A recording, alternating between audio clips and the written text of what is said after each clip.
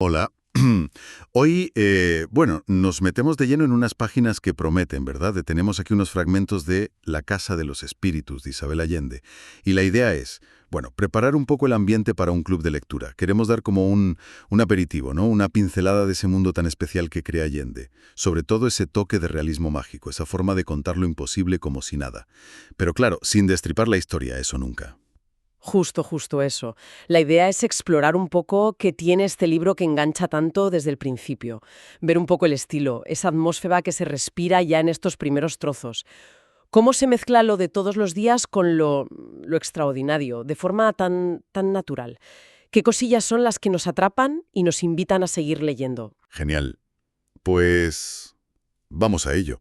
Lo primero que salta a la vista es cómo nos presentan a algunos personajes. Parecen salidos de un sueño o de una leyenda. Pienso en Rosa, la hija mayor. Uf, desde luego. La descripción es fascinante, ¿no? Dicen que su madre, Nívea, supo que no era de este mundo, incluso antes de nacer, porque la vio en sueños. Y la comadrona, al verla nacer, se santigua. No es una niña normal, vamos. La describen como blanca, lisa, sin arrugas, como una muñeca de loza. Y lo más llamativo, con el cabello verde y los ojos amarillos. Cabello verde. Eso ya te dice algo, ¿eh? Y aunque intentan disimularlo, lavándoselo con manzanilla para que parezca bronce viejo, dicen que su belleza sigue siendo perturbadora. La comparan con un ser del agua, algo de pez, una sirena con piernas. ¿Y eso cómo encaja en la familia? Porque no parece que la traten como un bicho raro dentro de casa. Ahí está. Esa es una de las claves del estilo, creo yo. Lo extraordinario no es algo ajeno, es parte de la realidad del personaje, de su familia. Rosa, bueno, lleva una vida casi normal. Tiene novio, Esteban Trueba, se espera que se case, pero su esencia es distinta, casi mitológica. La gente por la calle cuchichea, sí, pero ella parece inmune a la vanidad, como absorta abordando seres fantásticos en un mantel. Lo raro convive con lo normal, se acepta. Y si Rosa es así, su hermana pequeña Clara tampoco se queda corta, ¿eh? Desde niña ya. Ya apunta maneras, como se suele decir. Totalmente. El texto lo dice pronto, habla de su desbordante imaginación y cómo los sermones del padre Restrepo sobre el infierno y tal la llevaban a visualizar aberraciones. Pero ojo, que no es solo imaginación.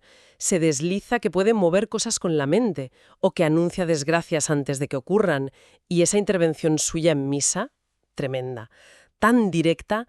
Psst, padre Restrepo, si el cuento del infierno fuera pura bembira, nos fastidiamos todos. Vaya frase. Y en misa. Es una mezcla chocante, ¿no? De inocencia y una percepción casi sobrenatural. ¿Y la familia cómo lleva esto, estas habilidades? Mencionas a la nana, que parece clave. La nana es fundamental. Es como la conexión con la tierra, con lo popular, la sabiduría de siempre. Es la única que parece entender la naturaleza estrafalaria de la niña. Así lo dice. La cuida, la protege. Y sus remedios caseros, fíjate, como darle calor con sus pechos para el asma, resultan más efectivos que las medicinas del doctor Cuevas. Ese contraste entre lo popular, lo práctico y lo científico inexplicable es muy interesante. Aparece mucho. Y los padres, Severo y Nivea, también son un mundo de contrastes, ¿verdad? Él, político, ateo, masón. Y ella, muy espiritual, pero también luchando por el voto femenino. Efectivamente. Severo, con sus ambiciones políticas, que le obligan a ir a misa aunque no crea, para guardar las apariencias, y Nibia, que prefiere hablar con Dios directamente, sin intermediarios, y que lucha por el sufragio femenino, mientras ha tenido 15 hijos, bueno, 11 vivos. Viven atrapados en las convenciones de la época, la misa obligatoria, los corsés incómodos que Nibia odia, pero a la vez crían a hijas como Rosa y Clara. El texto describe muy bien esa sensación de ahogo de Nibia, no solo por el corsé, sino por las limitaciones de ser mujer entonces. Esa descripción física del malestar, como reflejo de una opresión social, es muy potente, sí. Crea un ambiente donde quizá lo extraño, lo diferente, no solo cabe, sino que es casi una vía de escape, una manifestación distinta. Es una forma interesante de verlo. Sí, y en ese caldo de cultivo familiar, donde las rarezas de las hijas se aceptan con preocupación y resignación a partes iguales, ahí encaja perfectamente que aparezcan figuras todavía más excéntricas, como el tío Marcos. Ajá, el tío Marcos. Si hablamos de personajes singulares, él se lleva la palma. Llega de sus viajes con modales de caníbal, hace ejercicios rarísimos, monta un laboratorio de alquimia que llena la casa de humos pestilentes, toca instrumentos salvajes y le enseña español a un loro amazónico. Un disparate. Totalmente. Introduce la aventura, la excentricidad a lo grande. Su intento de cortejar a su prima Antonieta, que dice que es el amor de su vida, con un organillo pintado como un barco y el loro repartiendo papelitos de la suerte, es pura fantasía en medio de la rutina burguesa de la ciudad. Una serenata, que por cierto no funcionó con Antonieta, pero que define al personaje. Exacto. Y luego, su proyecto más loco, volar. Construye un pájaro mecánico, un aeroplano con materiales, inverosímiles. Consigue elevarse delante de todo el mundo, desaparece en el cielo, lo dan por muerto, le organizan un funeral por todo lo alto, con un ataúd sellado que supuestamente traen unos exploradores. Ujú. Y una semana después del entierro, ¡zas! Aparece en la puerta, tan tranquilo. Resulta que en el ataúd había una bolsa de arena. Lo fascinante es cómo se cuenta todo esto. Es trágico, es cómico, es increíble. Todo a la vez, ¿Y cómo se digiere algo así en la historia? No puede ser como sin nada. pues se integra en la lógica particular de la familia y del relato. Su resurrección la atribuyen a los rezos a escondidas, y eso refuerza la devoción por San Antonio, el patrón de las cosas perdidas. Se convierte en una anécdota más de la familia, aunque sea una anécdota tremenda. Incluso tiene consecuencias prácticas. Severo tiene que usar sus contactos para devolverle la vida legalmente, porque claro, oficialmente era un cadáver. Y el prestigio de los exploradores que trajeron el ataúd queda por los suelos. Lo extraordinario tiene efectos muy mundanos. Es increíble esa naturalidad con que se mezcla todo. Y después de semejante aventura, ¿qué hace el tío Marcos? Pues montar un negocio de adivinación con Clara. Ciales. Usan como bola de cristal un flotador de vidrio de barco pesquero, sobre terciopelo negro. Se visten con túnicas teñidas con azafrán, muy teatral todo. Y el negocio es un éxito, claro, porque Clara tiene la habilidad de decirle a cada cliente justo lo que quiere oír. La nana gestiona la cola de gente que se vuelve larguísima. Atienden a todo el mundo, hasta que ellos mismos se asustan un poco de su poder para influir en la vida de la gente. Deciden que es un oficio de tramposos. Toda esa subtrama es otro ejemplo perfecto de cómo lo mágico se vive, se explota, hasta que choca con la ética o el miedo. Queda clarísimo que lo fantástico está tejido en la vida de los del Valle, sí.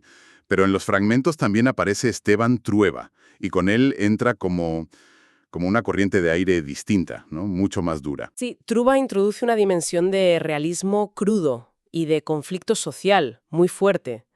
Lo conocemos primero como el novio de Rosa, trabajando como un burro en las minas para juntar dinero y poder casarse con ella. La noticia de la muerte de Rosa lo cambia por completo, lo llena de una rabia, una desesperación que marcará su carácter para siempre. Ya tenía mal genio, pero esto lo define. Y decide volcar toda esa energía en levantar la hacienda familiar abandonada, las Tres Marías. La descripción de cuando llega allí suena desoladora. La casa en ruinas, los campesinos viviendo en la miseria, desconfiados. Se nota una dureza muy diferente al ambiente de la casa de los del Valle. Introduce de lleno la realidad del campo, la realidad social y agraria de la época. Trueba se convierte en el patrón. Levanta la hacienda con un esfuerzo brutal, sí, pero establece una relación de dominio absoluto sobre los campesinos, como Pedro II García. Los considera inferiores, como niños, dice el texto, incapaces de hacer nada sin él. Es el retrato del paternalismo, del clasismo más puro. Esa relación con Pedro II García parece compleja. Se dice que Trueba le reconoce cierta inteligencia, que es lo más parecido a un amigo que tiene allí. Pero la barrera de clase, su orgullo, son insalvables.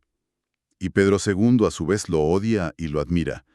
¿Qué nos dice esa tensión? Nos muestra las fracturas sociales tan profundas de esa sociedad, el resentimiento que hay bajo esa aparente calma feudal.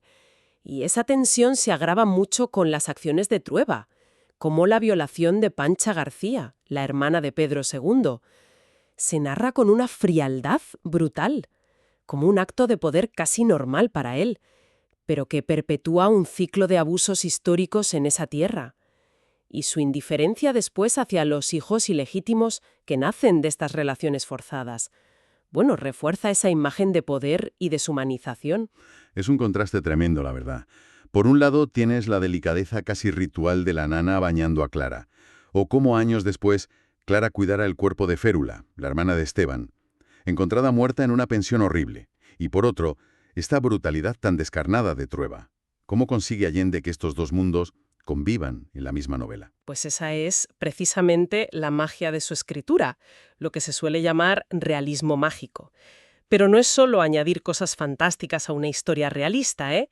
Es tratar lo extraordinario, el pelo verde, las premoniciones, las resurrecciones, y lo brutalmente real, la injusticia social, la violencia, la política. Tratarlo todo con la misma naturalidad narrativa, con el mismo tono, el mismo nivel de detalle. Entiendo.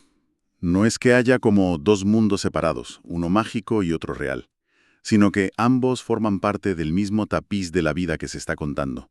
La belleza sobrenatural de Rosa se describe con la misma seriedad que las condiciones de trabajo en las Tres Marías, o la pobreza en la que muere Férula. Los hijos de Clara y Esteban, por ejemplo, Jaime, el médico volcado en los pobres, muy pragmático, pero cuya vocación choca con el mundo de su padre. Y Nicolás, que busca la espiritualidad por caminos, muy poco ortodoxos, exasperando a Trueba. O Blanca, La hija, aparentemente más normal, pero que vive un amor prohibido con Pedro III García, el hijo del capataz, desafiando todo. Y luego su hija, Alba, la nieta, que crece en esa casa llena de fantasmas literales y figurados, con una abuela clarividente y un abuelo terrateniente y senador conservador. Vemos cómo esa mezcla de lo terrenal y lo extraordinario continúa, se hereda. Así es. Y lo extraordinario no se limita solo a lo paranormal, ¿eh? Está también en la fuerza de las pasiones, en la resistencia de los personajes, en la intensidad de los conflictos sociales, en la historia política que se siente latir de fondo, y todo contado con ese estilo que te envuelve, que te sumerge por completo en el mundo de la familia Trueba del Valle. Es una prosa que te atrapa, ¿sí? Te lleva a través de décadas, mostrándote luces y sombras, lo maravilloso y lo terrible, sin juzgar de forma explícita, simplemente contando. Y creo que ahí está gran parte de su fuerza para invitar a leerlo en grupo. Sin duda. Estos fragmentos son una puerta de entrada excelente a un universo literario muy, muy rico y particular. Una saga familiar donde lo personal se cruza todo el tiempo con lo social, lo político, y donde lo mágico aparece en lo cotidiano con una naturalidad que asombra. Exacto. No hemos contado la historia, para nada. Pero sí hemos podido, espero, paladear un poco ese estilo tan único de Isabel Allende. Esa forma de tejer la realidad con hilos de fantasía que te empuja a querer saber más. Es un mundo lleno de personajes que se te quedan grabados y una atmósfera que te envuelve desde la primera página. Quizás como reflexión final para llevarse al club de lectura, podríamos preguntarnos, ¿cómo nos afecta como lectores enfrentarnos a una historia donde los límites entre lo posible y lo imposible son tan borrosos? ¿Nos ayuda a ver la magia o lo extraordinario que pueda haber escondido en nuestra propia realidad o en las historias de nuestras familias? Una pregunta fantástica para empezar el debate. Confiamos en que este recorrido inicial sirva de estímulo para disfrutar de la novela completa.